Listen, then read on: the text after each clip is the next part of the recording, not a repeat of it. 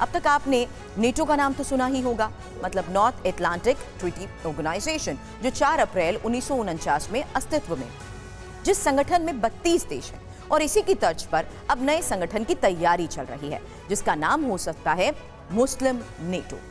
मुस्लिम NATO होगा कैसा, क्या करेगा, इस रिपोर्ट से समझिए। क्या अरब के 2 बड़े दुश्मन साथ आने वाले हैं?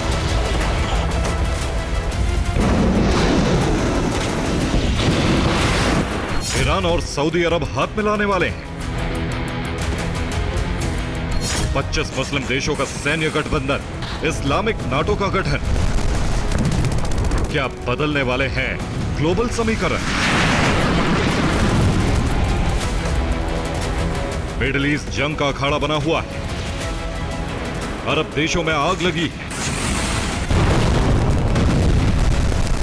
अरब के ज्यादातर देश एक दूसरे से दुश्मनी रखते हैं, लेकिन अब यह दुश्मनी खत्म हो सकती है।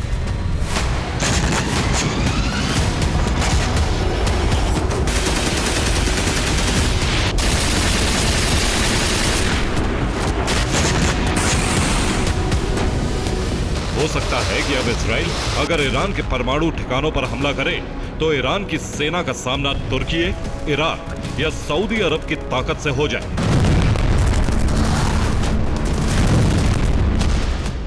या यह भी हो सकता है कि अगर अमेरिका फिर इराक की तरह किसी मुस्लिम देश पर एटमी हथियार रखने का आरोप लगाकर मिलिट्री एक्शन ले, तो दुनिया के 25 मुस्लिम बहुल आबादी वाले देशों की सेना सुपर पावर के सामने एक मुट्ठी की तरह इकट्ठी हो जाए।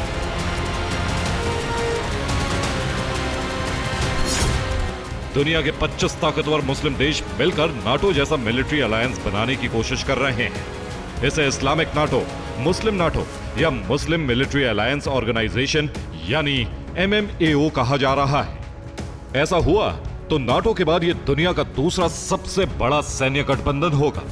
सऊदी अरब, पाकिस्तान, तुर्की, मिस्र, संयुक्त अरब अमीरात यानी UAE, Jordan, Bahrain, Bangladesh, Afghanistan और मलेशिया जैसे 10 बड़े मुस्लिम बहुमत वाले देश नए मुस्लिम नाटो के कोर मेंबर यानी मुख्य सदस्य हो सकते हैं। इनके अलावा Indonesia, Iran, Iraq, Oman, Qatar, Kuwait, Morocco, Algeria, Tunisia और लीबिया, इन 10 देशों को मुस्लिम नाटो का प्रमुख पार्टनर देश बनाया जा सकता है। कोर मेंबर और पार्टनर देशों के अलावा मुस्लिम नाटो में 5 और देशों को सदस्य बनाया जा सकता है। अजरबैजान, कजाकिस्तान, उज्बेकिस्तान, तुर्कमेनिस्तान और ब्रुनेई मुस्लिम नाटो के एसोसिएट सदस्य हो सकते हैं।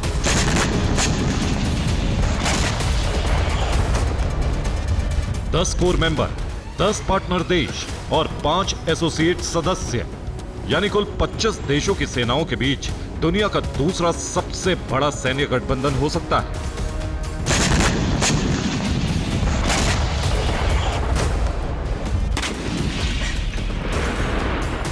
मुस्लिम नाटो या इस्लामिक नाटो जैसे संगठन के गठन की तैयारी तेजी से चल रही है। मुस्लिम बहुल जनसंख्या वाले देशों के बीच नाटो जैसे सैन्य गठबंधन का विचार तुर्की के राष्ट्रपति रेसेप तैयब एर्दोआन का है। ऐसा करके एर्दोआन अरब देशों में सबसे शक्तिशाली और मुस्लिम दुनिया का खलीफा बनना चाहते हैं। मुस्लिम नाटो एर्दोआन के दिमाग की उपज है। कुछ दिन पहले एर्दोआन ने तुर्की की राजधानी इस्तांबुल में इस्लामिक स्कूल एसोसिएशन के एक कार्यक्रम में बोलते हुए मुस्लिम नाटो की पूरी योजना का खुलासा किया था। एर्दोआन ने कहा था, इजरायली अहंकार, इजरायली डाकुओं और इजरायली सरकार समर्थित आतंकवाद को रोकने वाला इकलौता जवाब इस्लामिक देशों के बीच सैन्य गठबंधन है। हमें मुस्लिम नाटो बनाना होगा।